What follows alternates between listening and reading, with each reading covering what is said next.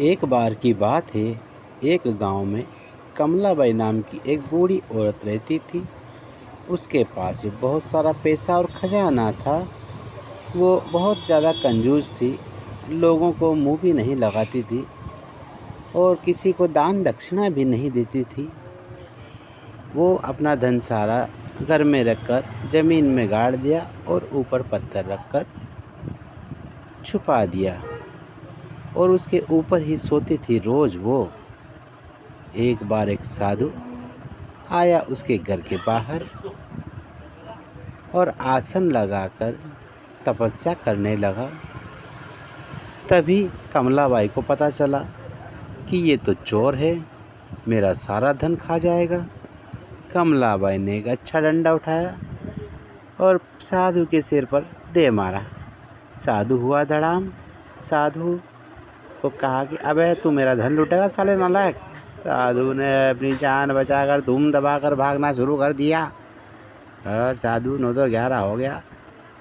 साधु ने कहा ये कौन सी बेंडी औरत है? गाँव वाले से पूछा। गाँव ने कहा अरे बाबूजी वो तो बहुत ही बेकार औरत है, लोगों को मारती है, किसी पे विश्वास भी नहीं करती। इस प्रकार की औरत है वो, किसी की मदद भी नहीं करती है। तब साधु ने सोचा कि चलो अपन इसकी मदद करते हैं और इसको बदलते हैं। एक रात में साधु ने भेष बदल कर कमलाबाई के घर के बाहर बुर्खा पहनकर, सिर पे 8 मटके लेकर जिसमें आग लगी हुई थी, नाचना शुरू कर दिया। छम छम छम छम 5 गज। कमलाबाई की आँख खुली। कमलाबाई डंडा लेकर आएगी, सारे हड्डी पसीने तोड़ता हूँ, कौन है? घर के बाहर देखा तो भूत चुड़ैल नाचती हुई। कमलाबाई की हवा टाइट हो गई। कमलाबाई ने कहा अरे भैया मेरे घर के बाहर भूत भूत भूत चिल्लाने लगी और थोड़ी देर बाद देखा तो 8वें नंबर का मटका था। वो धीरे धीरे करते हुए नीचे गिर गया और फुट गया और चुड़ैल 9 2 11 गायब।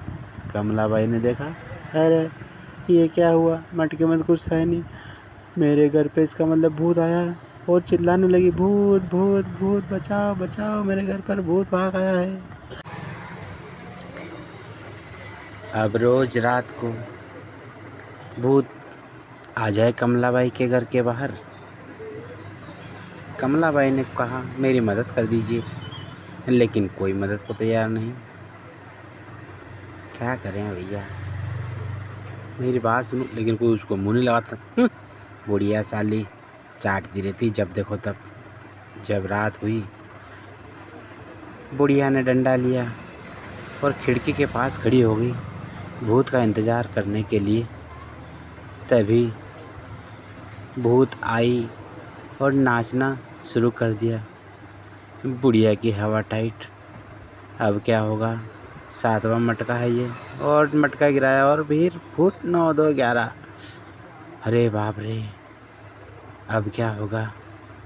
फिर दूसरे दिन फिर वापस वही कार्यक्रम शुरू हो गया। फिर मटका फोड़ा और भूतनी फिर 9 2 11 हवा फायर हो गई। कमलाबाई की आंखें फटी की फटी, मुंह में मक्खी घुसते घुसते बची।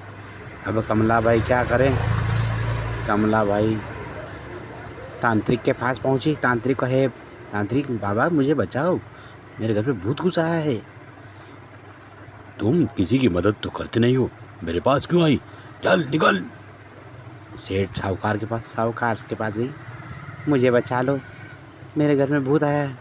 साहूकार बोला चल निकल बुढ़िया यहाँ से। उल्लू की पट्टी जब देखो तब आ जाती है, मदद तो किसी करती नहीं। बुढ़िया मुँह लटका कर निकल गई।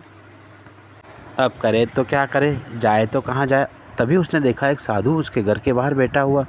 साधु महाराज मुझे माफ़ कर दीजिए, मैंने उस दिन आपको चोर समझकर आपके सिर पर डंडे से मार दिया। हे साधु महाराज मेरी मदद कीजिए, मैं बहुत परेशान हूँ। अरे पगली क्या हुआ तुझे? साधु महाराज मेरे घर के बाहर एक भूत आती है, रात को नाचती है और रोज़ एक मटका फोड़कर 9 2 11 हो जाती है। आप मुझे बचाइए, मुझे किसी भी हाल बचा दीजिए आप, तो मुझे मेरा क्या होगा महाराज? अच्छा अब क्या होगा मेरा? अच्छा ये तो बड़ी विचित्र समस्या है वाली के। इसके लिए तो कुछ करना पड़ेगा, लेकिन मैं तुम्हारे लिए कुछ कर नहीं सकता, क्योंकि तुम्हारा दिन, तुम्हारा समय नज़दीक आ चुका है। अब तुम बहुत जल्दी मरने वाली हो। यह सुनकर बुढ़िया की पैरों तले जमीन निकल गई। तुम कुछ ही घंटों में, मिनटों में मरने वाली हो। अब तेरा क्या होगा? बुढ़िया ने कहा, मुझे बचा लीजिए महाराज। कोई उपाय हो तो मुझे बताएं, मैं क्या करूं महाराज, मैं मरना नहीं चाहती। तभी पंडित ने कहा, तुम एक काम करो, तुम्हारे पास जो धन दौलत है उसे तुम दान करो, गरीबों में बांटना शुरू करो। फिर बुढ़िया ने खाना बनाया और खाना लोगों में बांटने लगी। लोगों ने लेने से मना कर दिया, किसी ने खाने से मना कर दिया। जिसके पास भी खाना बना कर लेके जाए, लोग जान बचाकर भाग जाए। यहाँ तक कुत्ते और कौवों ने भी उसका खाना लेना बंद कर दिया।